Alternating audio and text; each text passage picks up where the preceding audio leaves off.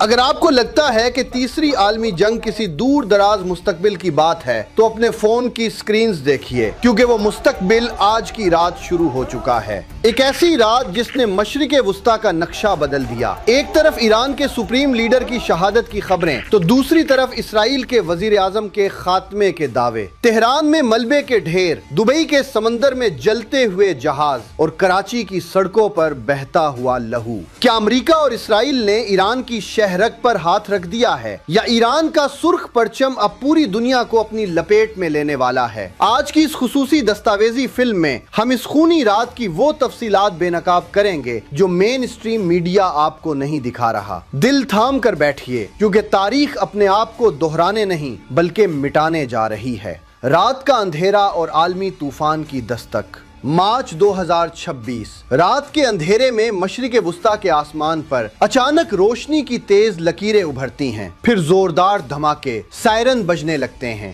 فضائی دفاعی نظام حرکت میں آتا ہے اور چند منٹوں بعد دنیا بھر کی سکرینز پر ایک ایسی خبر فلیش ہوتی ہے جس نے پورے خطے کو ہلا کر رکھ دیا۔ یہ جنگ اب پراکسیز تک محدود نہیں رہی۔ ایران، اسرائیل اور امریکہ براہ راست ایک دوسرے کے مد مقابل آ چکے ہیں۔ تہران کے دل سے لے کر دبئی کی بندرگاہوں تک اور بحرین کے ملٹری بیسز سے لے کر پاکستان کی سڑکوں تک، ہر طرف آگ، دھواں اور افراتفری ہے۔ کیا یہ صرف ایک حملہ ہے یا ایک ایسے عالمی تصادم کا آغاز جس کے اثرات پاکستان سے یورپ اور خلیج سے امریکہ تک محسوس کیے جا رہے ہیں؟ آئیے اس خونی رات کی مکمل اور خوفناک تفصیلات پر نظر ڈالتے ہیں۔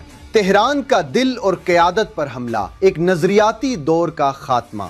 تہران، ایران کا دارالحکومت اور اقتدار کا مرکز۔ گزشتہ رات اسرائیل نے دعویٰ کیا کہ اس نے تہران کے بالکل وسط میں واقع پاسداران انقلاب IRGC کے ملٹری کمپاؤنڈز پر مہلک ترین حملہ کیا ہے۔ اسرائیل کے وزیر اعظم نیتن یاہو نے خود اسکرین پر آ کر یہ دعویٰ کیا کہ اس حملے کے پہلے ہی منٹ میں 40 ٹاپ ایرانی کمانڈرز کو ہلاک کر دیا گیا ہے۔ سیٹلائٹ امیجز گواہی دے رہی ہیں کہ وہ عمارتیں جہاں سے ایران کی فوجی حکمت عملی طے پاتی تھی، اب محض ملبے کا ڈھیر بن چکی ہیں۔ لیکن اس حملے کی سب سے بڑی اور افسوسناک خبر سپریم لیڈر آیت اللہ علی خامنائی کی شہادت ہے۔ یہ صرف ایک رہنما کی موت نہیں، یہ ایک نظریاتی دور کا اختتام ہے۔ خامنائی صاحب صرف ایران کے سپریم لیڈر نہیں تھے، بلکہ ان کے پاس ولی فقیہ کا درجہ بھی تھا، جس کی تکلیف پوری دنیا کے اہل تشیع کرتے ہیں۔ ان کے ماننے والے دنیا بھر میں سوگوار ہیں۔ یاد رہے کہ ایران میں آیت اللہ کوئی ایک عہدہ نہیں بلکہ ایک اعلیٰ علمی درجہ ہے، لیکن سپریم لیڈر اور ولی فقیہ ہونا انہیں پورے نظام کا محور بناتا تھا۔ ان کی اچانک موت نے مشرق وسطیٰ میں ایک ایسا طاقت کا خلا پیدا کر دیا ہے جس کے نتائج صدیوں تک محسوس کیے جائیں گے۔ اس جنگ میں اسرائیل اکیلا نہیں ہے۔ امریکی سینٹ کوم نے تصدیق کر دی ہے کہ گزشتہ رات امریکی B-2 اسٹیلتھ بمبار طیاروں نے ایران پر براہ راست بمباری کی۔ ان طیاروں نے 2000 پاؤنڈ کے دیوہیکل بم گرا کر ایران کی بلسٹک میزائل فیکٹریوں کو اڑانے کا دعویٰ کیا ہے۔ امریکی صدر ڈونلڈ ٹرمپ نے ایک اور ہولناک دعویٰ کیا ہے۔ ان کے مطابق امریکہ نے ایران کے نیول ہیڈ کوارٹرز کو مکمل طور پر تباہ کر دیا ہے اور ایران کے 9 اہم ترین بحری جہاز سمندر بند کر دیے گئے ہیں۔ ٹرمپ کا کہنا ہے کہ ایران کی نیوی کی کمر توڑ دی گئی ہے، لیکن امریکہ کو بھی اس کی بھاری قیمت چکانا پڑی ہے۔ سینٹ کام نے تسلیم کیا ہے اس جنگ میں اب تک 3 امریکی فوجی ہلاک اور 5 شدید زخمی ہو چکے ہیں، جس کے بعد وائٹ ہاؤس پر امریکی عوام اور میڈیا کا شدید دباؤ بڑھ رہا ہے۔ ایران خاموش نہیں بیٹھا۔ علی لاریجانی، جو اس وقت سیکیورٹی کونسل کے سربراہ کے طور پر ابھرے ہیں، انہوں نے عربی زبان میں ایک واضح پیغام جاری کیا: ہم عرب ملکوں پر حملہ نہیں کر رہے، ہم ان ملکوں میں موجود امریکی اور اسرائیلی اڈوں کو نشانہ بنا رہے ہیں۔ اور پھر ایران کا غضب خلیج کے مختلف ممالک پر ٹوٹ پڑا۔ جوابی کارروائی کا دائرہ کتنا وسیع ہے، ذرا غور کیجئے۔ ابو ظہبی میں امریکن نیول بیس اور السلام نیول بیس پر حملے، جبل علی بندرگاہ پر میزائل گرے جہاں سے سیاہ دھواں اٹھ رہا ہے، دبئی میں CIA کے ہیڈ کوارٹر کو خالی کروا لیا گیا، شارجہ کے ایک مال پر ڈرون گرا جس کی آگ اب تک نہیں بجھائی جا سکی، بحرین کے دارالحکومت منامہ میں آئیکونک بلڈنگز کے قریب امریکی اور فرینچ ملٹری بیسز پر بمباری، کویت اور سعودی عرب کے प्रिंस सुल्तान एयर बेस पर ड्रोन हमले और उर्दन पर मिसाइलों की बरसात। इसराइल के अंदर बैतुश-शम्स और यरूशलेम के मज़ाफ़ात में ईरानी बैलिस्टिक मिसाइल गिरे, जिससे इमारतें तबाह हुईं और दर्जनों हलाकतें रिपोर्ट हुईं। मशरिक़ वुस्ता का कोई कोना इस वक्त महफूज नहीं है। जंग अब सिर्फ जमीन और हवा तक महदूद नहीं रही, समंदरों में भी आग लग चुकी है। आबनाए हुर्मज़, दुनिया की माशी शहरग, जहां से हर साल 30,000 बहरी जहाज गुजरते हैं और दुनिया का 20% तेल सप्लाई होता है। ईरान ने इस समंदरी गुजरगाह में स्काई लाइट नामी एक बड़े बहरी जहाज को मिसाइल मारकर आग लगा दी है। अबू धाबी के ऑफशोर ऑयल प्लेटफॉर्म पर हमला किया गया है, जहां से तेल समंदर में बह रहा है और आग के शोले आसमान से बातें कर रहे हैं। बहरी जहाजों की नकलो हरकत रुक गई है, फ्लाइट ऑपरेशंस मुअत्तल हैं। अगर ये रास्ता बंद रहता है तो तेल की कीमतें आसमान से बातें करेंगी। यूरोप तवानाई के बहरान का शिकार होगा और पाकिस्तान जैसे ममालिक की मईशत बैठ जाएगी। ईरान में इक़्तिदार और क़यादत की सूरत हाल इंतहाई पुरअसरार हो चुकी है।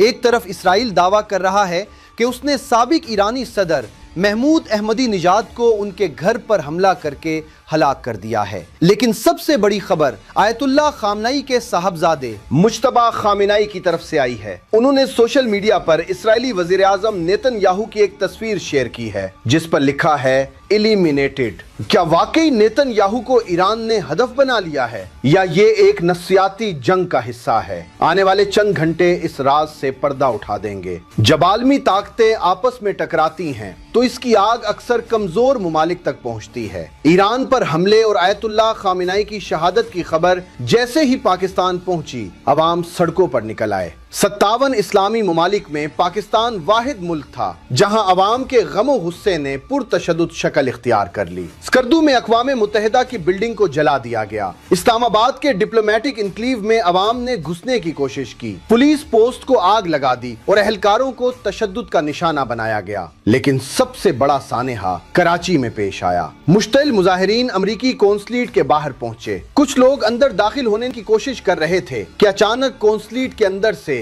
अमरीकी सिक्योरिटी गार्ड्स ने फायरिंग कर दी। इस अंधाधुंध फायरिंग के नतीजे में 9 पाकिस्तानी नौजवान जान की बाजी हार गए और 36 शदीद जख्मी हो गए। यहाँ एक बड़ा सवाल पैदा होता है, बहैसियत कौम हमारा गम बजा है, हमारी हमदर्दियां ईरान के साथ हैं, लेकिन क्या पाकिस्तान अमरीका या इसराइल है? हम अपनी ही सरकारी इमलाक क्यों जला रहे हैं? अपनी ही पुलिस पर हमले क्यों कर रहे हैं? जज्बाती होकर अपने ही मुल्क को नुकसान पहुंचाने से दुश्मन को क्या फर्क पड़ेगा? दुनिया को फर्क तब पड़ेगा जब पूरी मुस्लिम उम्मा सीना तान कर एक साथ खड़ी होगी, न कि तब जब हम अपने ही मुंह पर थप्पड़ मारते रहेंगे। पाकिस्तान पर मुसाद का साइबर अटैक। इधर सड़कों पर खून बह रहा था और दूसरी तरफ पाकिस्तान पर एक होलनाक डिजिटल हमला कर दिया गया। इंडिया और इस्राएली खुफिया एजेंसी मुसाद के हैकर्स ने पाकिस्तान के सबसे बड़े न्यूज नेटवर्क्स जियो टीवी, ARY और मुख्तलिफ मोबाइल एप्स को हैक कर लिया। इन चैनल्स की नशरियात को मुंजमद कर दिया गया और स्क्रीन्स पर एंटी पाक आर्मी कंटेंट चलाया गया। हैकर्स की जानिब से लिखे गए पैगामात में पाकिस्तानी फौज और रियासत के खिलाफ जहर उगला गया। हैरत अंगेज बात यह है कि ये वही बयानिया था जो अंदरूने मुल्क कुछ सियासी ग्रोह भी इस्तेमाल करते रहे हैं। इस साइबर अटैक ने साबित कर दिया है कि इसराइल और भारत का गुठजोड़ पाकिस्तान के अंदरूनी हालात को खराब करने के लिए किस हद तक मुतहर्रिक है। पाकिस्तान इस वक्त फिजिकल और साइबर दोनों महाजों पर हालत जंग में है। क्या दुनिया तबाही की तरफ जा रही है? मशरिक़ वुस्ता इस वक्त तारीख के सबसे खतरनाक मोड़ पर खड़ा है। ओमान के वजीर खारजा की विसातत से ईरानी सिफारतकार अब्बास इराक्ची ने मुज़ाकरात की पेशकश की खबरें गर्दिश कराई हैं और अमरीकी सदर ट्रंप का भी दावा है कि नई ईरानी क़यादत इनसे बातचीत के लिए बेचैन है। क्या अब सिफारतकारी का वक्त बाकी है?